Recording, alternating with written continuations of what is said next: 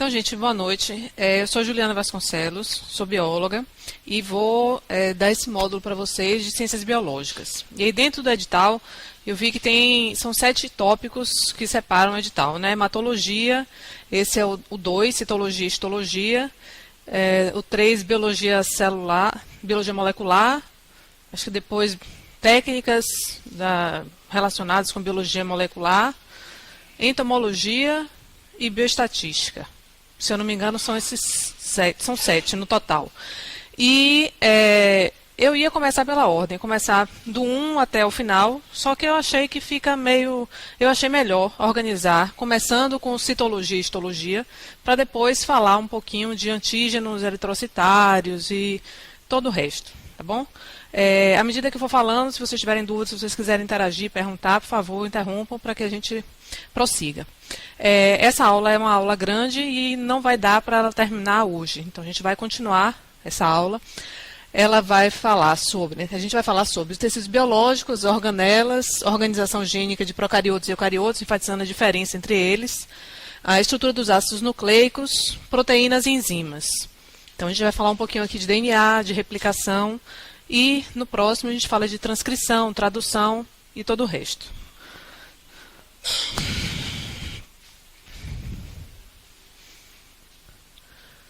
Bem, então quando a gente fala em citologia e histologia, a gente está falando de células e tecidos. Então, citologia, logos, logia, estudo, cito, célula, histo, tecido. Então, se a gente está falando de células e tecidos, a gente está falando de seres vivos. Quais são as características gerais, então, dos seres vivos? Todos eles, segundo a teoria celular, eles são formados por célula, e daí vem a pergunta, né, o questionamento, se os vírus são ou não são seres vivos ou não, já que eles não são formados por células, apesar de ter algumas características inerentes a seres vivos. Todos os seres vivos necessitam de energia para sobreviver, alguns são autótrofos, outros heterótrofos, mas utilizam energia para sobreviver. Todos os seres vivos são responsivos a estímulos, então respondem quando estimulados. E esse estímulo pode ser um beliscão, mas pode ser a luz, um estímulo auditivo, enfim. Bactérias respondem à alimentação em meio de cultura. De qualquer maneira, todos os seres vivos têm essa capacidade de serem responsivos a estímulos. Capacidade de reprodução, então existe um ciclo de vida. Todos os seres vivos eles nascem, reproduzem, crescem, envelhecem e morrem. Essa capacidade de reprodução, o ciclo de vida, ele é diferente para todas as espécies.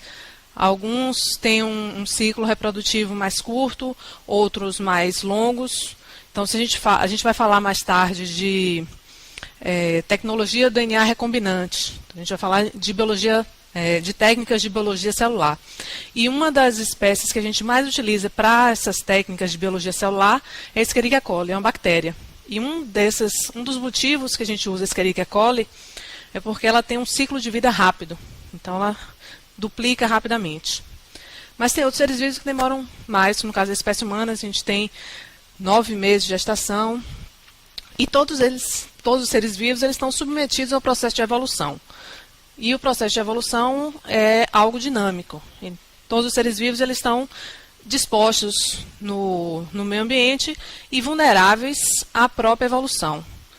Há alterações que vão aleatoriamente acontecendo no nosso material genético e a gente vai discutir mais tarde também sobre a seleção natural, mas que essas alterações que acontecem aleatoriamente no nosso DNA, no nosso material genético, eles vão poder trazer algumas vantagens adaptativas. Então, todos os seres vivos eles estão sujeitos, submetidos a esse processo de evolução. Bem, todos os seres vivos eles são formados por biomoléculas. Então, um dos tópicos seria o estudo das proteínas, e aí fala de proteínas, de enzimas, e eu acrescentei aqui o estudo das biomoléculas de maneira geral, para a gente relembrar ou compreender que as células, como todos os seres vivos são formados por células, as células são formadas por estruturas menores ainda, que são as biomoléculas. E as biomoléculas são as principais, os carboidratos, lipídios e proteínas. E o resto composto principalmente por água. Então, os carboidratos, lipídios e proteínas. Os lipídios, a gente vai falar um pouquinho sobre cada um deles, mas os carboidratos, eles estão são grandes responsáveis por sinalização. Então, a gente vai falar de antígenos presentes nas hemácias, nos eritrócitos. A maior parte desses antígenos, como o grupo ABO, é formado por carboidratos na superfície da membrana plasmática. Lipídios, os fosfolipídios fazem parte da composição da bicamada lipídica, que está presente em todas as células.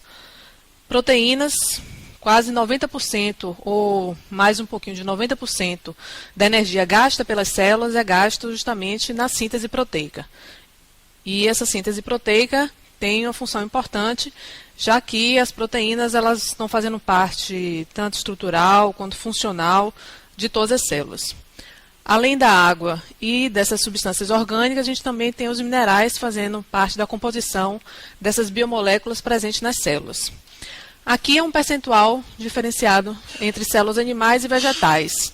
Você veja que a água, independente de ser uma célula vegetal ou animal, ela equivale a mais do que 50%, com certeza, de todas as células. E é na água que todas as reações químicas ocorrem. E é importante que essa água esteja presente para permitir com que as reações aconteçam sem haver um hiperaquecimento dessa célula, o que levaria à desnaturação das proteínas e morte dessa célula.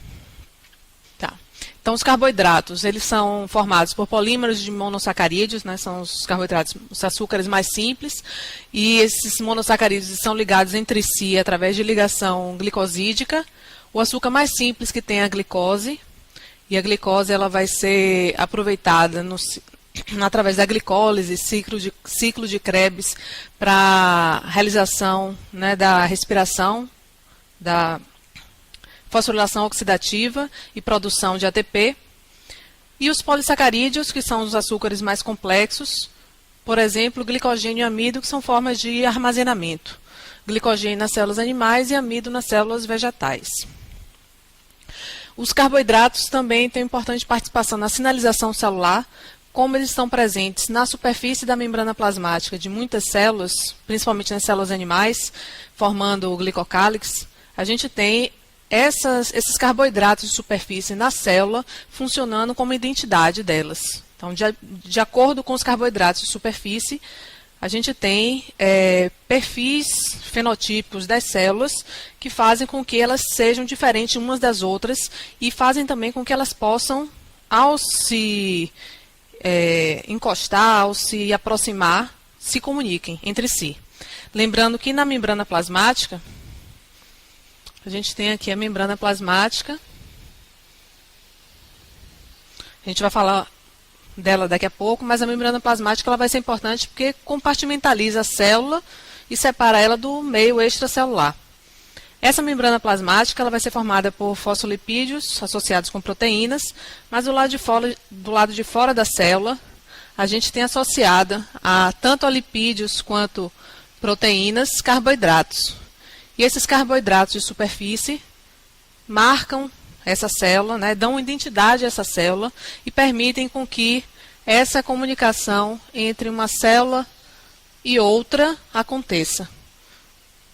Ao se comunicarem através dessa sinalização, acontece uma sinalização intracelular, através de proteínas, fosfatases, aqui dentro da célula de uma e de outra, que faz com que a transcrição, a tradução aconteça e haja uma regulação na função dessa célula aqui, baseado nessa sinalização extracelular. Então, os carboidratos eles têm uma participação grande nessa sinalização. Reconhecimento entre as células.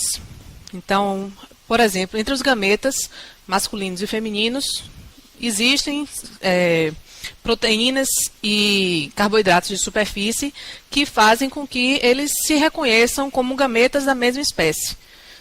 Quando há fecundação interna, não tem grandes problemas em relação ao reconhecimento.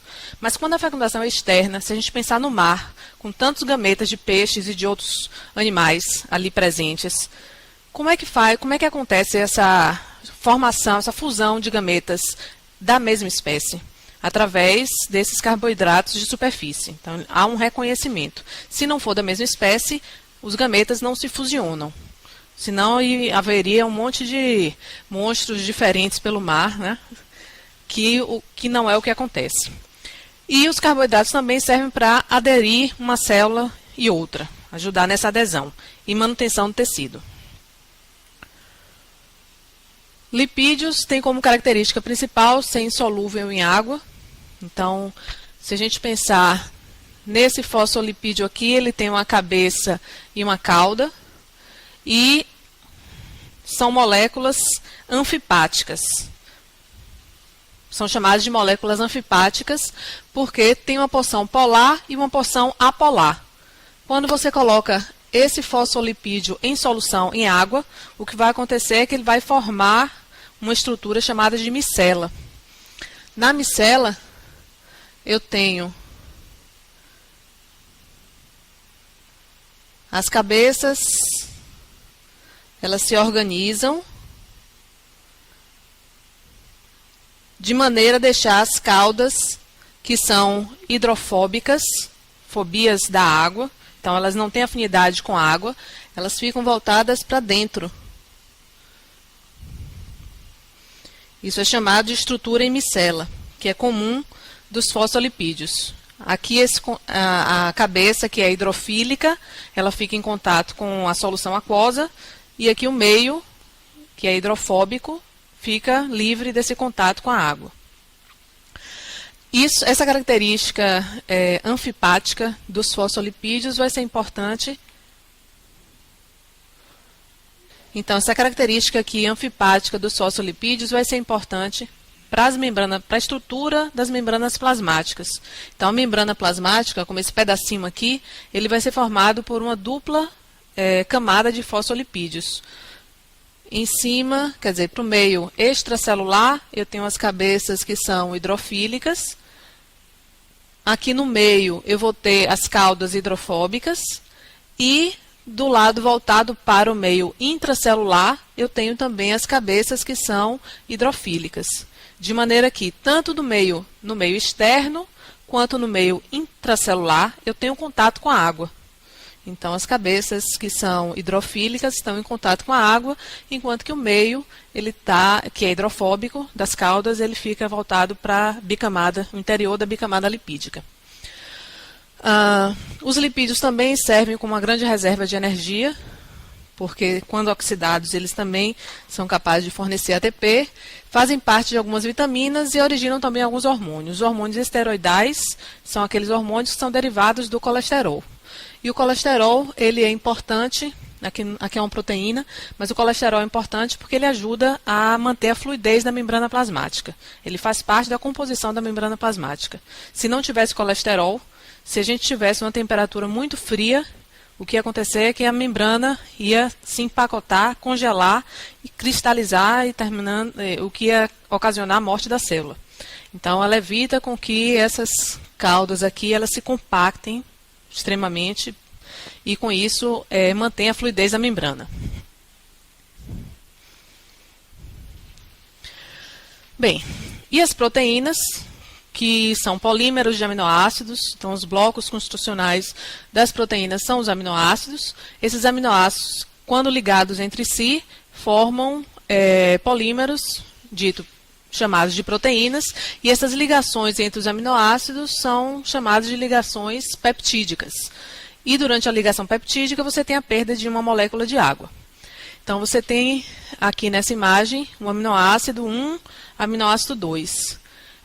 O aminoácido ele vai ter um grupo amino e um grupo carbox. Então, todo aminoácido ele tem um grupo amino e um grupo carbox.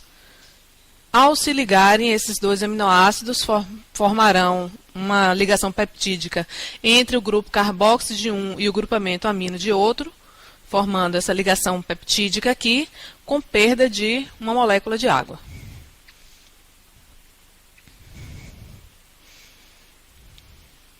Então, o aminoácido, que também pode ser escrito simplesmente como AA, com letra minúscula. Então, o aminoácido, a estrutura do aminoácido é a presença desse carbono central, um grupo amina, um grupo carboxila, um átomo de hidrogênio e esse grupo R aqui, que é o radical. E existem 20 aminoácidos que a gente vai ver e todos eles têm essa estrutura básica. O que vai diferir entre eles é esse R, que é o grupo radical.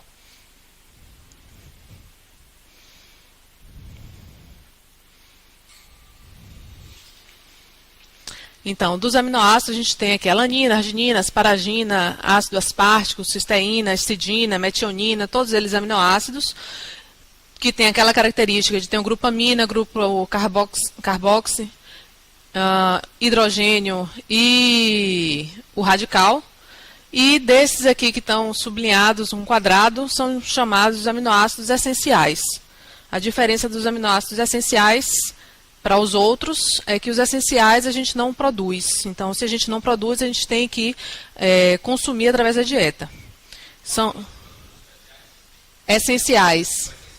A gente não produz. Então, são eles: o ácido aspartico, cisteína, glutamina, glicina, prolina, tirosina e serina. Os outros a gente produz. Então, esses eles têm que estar presentes na alimentação para que a gente... Não, são esses os aminoácidos. São 20 os aminoácidos. Agora, uma pergunta seria, são 20 aminoácidos, mas são proteínas tão diversas entre si, o que é que faz com que as proteínas sejam diferentes? É justamente a ordem, a sequência desses aminoácidos ligados às proteínas que vão fazer uma grande diferença. Tá? Mas são esses 20 aminoácidos, sendo eles esses 7 essenciais. Sim, os aminoácidos... Sim. Somente a hidratação não vai ser suficiente, não vai ser capaz. Você precisa de enzimas que quebrem proteínas.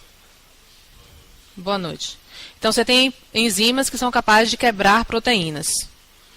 E aí, cada enzima tem uma ação específica e cada enzima vai ter também uma temperatura ideal, tem algumas particularidades, mas só a hidratação não. Bem, então as proteínas são, como eu tinha falado, cerca de 90% da energia gasta pela célula é na síntese proteica, é gasta na síntese proteica. Eles são componentes estruturais, fazem parte da membrana plasmática, participam do transporte intracelular. Então, existem proteínas canais, existem proteínas transportadoras na membrana plasmática. Existem dentro das células também proteínas relacionadas com citoesqueleto, que também estão relacionadas com movimentação de organelas dentro da célula, armazenamento, sinalização celular também, e catalisar reações químicas, que é papel fundamental das enzimas, né? A catálise. As proteínas, elas são classificadas como proteínas simples, também chamadas de homoproteínas, que são formadas apenas por aminoácidos. Então, por exemplo, albumina, globulina, e proteínas fibrosas.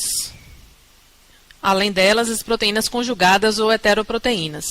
Então, são esses três tipos da proteína, em relação, comparando a proteína simples ou homoproteína e a proteína conjugada ou heteroproteína, é que na conjugada, pelo próprio nome, que já fala por ele, você tem, além do aminoácido, algum componente não proteico. Então, por exemplo, você tem glicoproteínas, que são proteínas associadas com glicídios, que são os carboidratos. Você tem lipoproteínas, proteínas associadas com lipídios. Aqui eu tenho proteínas conjugadas ou heteroproteínas. As proteínas simples são formadas apenas por sequência de aminoácidos, dobrados numa estrutura quaternária, mas só aminoácido. E a proteína fibrosa, elas têm uma característica de ser também é uma proteína que contém apenas aminoácidos, mas ela é insolúvel em água. É exclusiva dos animais, por exemplo, colágeno, elastina e queratina. Albumina, globulina são proteínas simples, mas têm um peso molecular maior do que as proteínas fibrosas. Quanto ao número de cadeias polipeptídicas, então se a gente está falando de cadeia polipeptídica, você está falando de uma sequência de aminoácidos. As monoméricas têm uma cadeia só e as oligoméricas elas são mais ramificadas, mais do que uma. Em relação à organização estrutural, como esses aminoácidos se organizam, a gente já viu que os aminoácidos eles se organizam através de ligações. Qual é o nome das ligações? Ligações peptídicas, e essas ligações peptídicas, elas formam então um polímero, de aminoácido, e esse polímero de aminoácido, que é dado apenas por uma sequência linear desses aminoácidos que são ligados entre si, é chamado de estrutura primária. Então, na estrutura primária, você vai ter uma sequência de aminoácidos, sempre no início de um lado e do outro, você vai ter uma ponta, onde vai ter uma região amino-terminal e uma região carboxo-terminal. A estrutura secundária é que esses aminoácidos, eles têm carga elétrica. E esses aminoácidos, eles podem se organizar em arranjo espacial entre si, entre aminoácidos mais próximos. Tem uma imagem que eu vou mostrar, mas forma então essa estrutura secundária. A estrutura terciária já é um arranjo espacial entre os aminoácidos que estão um pouco mais distantes dentro da mesma cadeia polipeptídica. Então, as proteínas, quando elas se formam, primeiro você tem uma cadeia linear, que ela começa a se organizar, se aproximar um pouco mais, graças às características dos aminoácidos que compõem essa proteína. E na estrutura terciária, já há um dobramento dessa proteína, graças às características também dos aminoácidos que estão um pouco mais distantes entre si, mas da mesma proteína. Nas proteínas globulares, aquelas globinas, por exemplo, que são proteínas mais complexas, você tem maiores dobramentos. São proteínas mais complexas, tanto estruturalmente quanto funcionalmente. E a estrutura quaternária, que é o arranjo de mais de uma cadeia unida entre si. Então, quando a gente fala de estrutura terciária, você está falando de uma proteína só que se dobra sobre si, e esse dobramento é baseado nas características de carga elétrica, de tamanho, de pontes de sulfeto que são formados entre aminoácidos da mesma cadeia. E aí você forma a estrutura terciária. E a estrutura quaternária quando você tem mais de uma cadeia polipeptídica que se arranja formando uma proteína maior, mais complexa. Então aqui eu tenho estrutura linear, só que tem carga elétrica e aí elas terminam se aproximando e se dobrando sobre si, que seria uma estrutura secundária. A estrutura secundária vai ser fornecida pelas características dos aminoácidos que estão um mais próximo do outro, adjacente. A estrutura terciária é esse dobramento da proteína em si, não só pelos aminoácidos adjacentes, mas aqueles também estão mais distantes, que influenciam a aproximação. E aqui uma estrutura quaternária, onde eu tenho a união aqui de 4 cadeias polipeptídicas, 2 de azul e 2 de laranja. Aqui, se eu não me engano, é hemoglobina, que tem um grupo M que contém ferro. 4 grupos M. E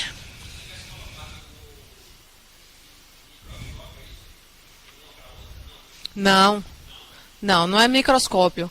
É como se você pegar e fizer um colar de contas.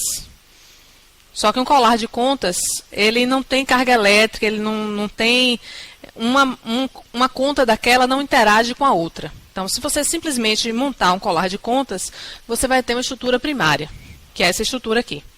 Só que essa estrutura primária, cada aminoácido ali tem carga elétrica. Uns são mais positivos, outros são mais negativos. Então, isso faz com que eles tendem ou a se repelir mais ou a se aproximar mais. Então, dependendo da sequência desses aminoácidos, eles se dobram sobre si. E esse dobramento é característico e é dado por conta da sequência de aminoácidos. E aí, cada vez ele se dobra mais até formar essa estrutura terciária. E aqui eu já tenho a estrutura quaternária. Essa estrutura terciária e estrutura quaternária já tem uma organização tridimensional, que vai ser importante para a função da proteína. Então, quando a gente fala em desnaturar a proteína, você perde a função dela. Por quê? Quando você aquece essa proteína aqui, essas ligações, essa aproximação entre elas, entre os aminoácidos da cadeia, eles vão se desfazendo, de maneira que ela volta a ter uma estrutura linear. Então, quando você desnatura a proteína, ela volta a ter estrutura linear, perde a capacidade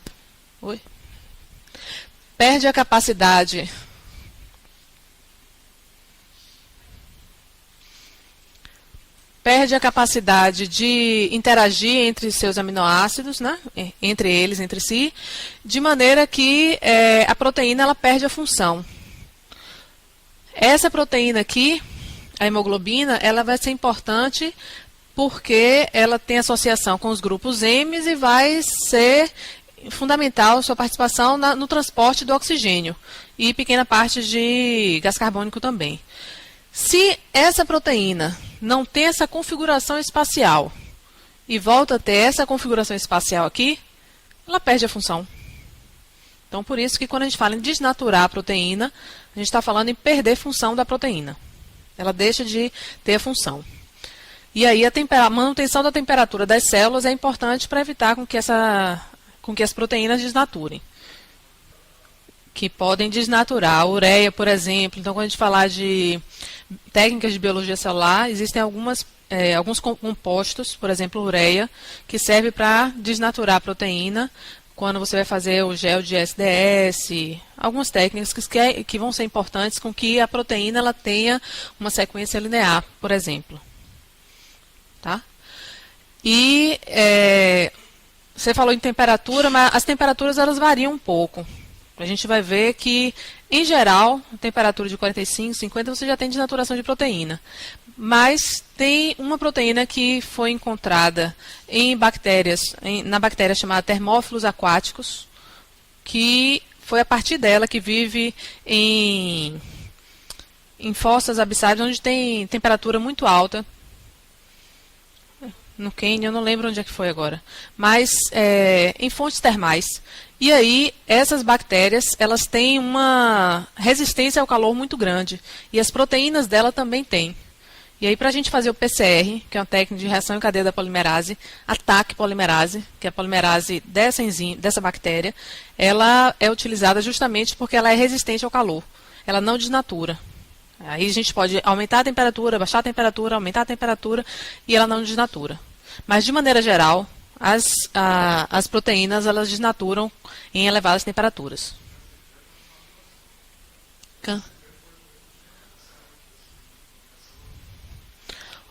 Não. A desnaturação ela pode ser até uma consequência, mas o câncer não é causado por isso. O câncer ele vai ser causado por uma mutação.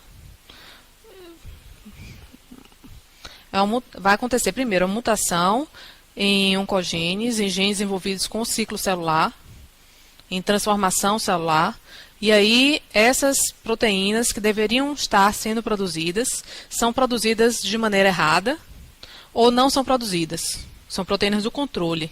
Então não é que elas sejam desnaturadas, é que elas são produzidas de maneira errada ou não são produzidas. E aí o ciclo celular ele se descontrola e a célula prolifera e tem outras características também, mas não é por conta de desnaturação não.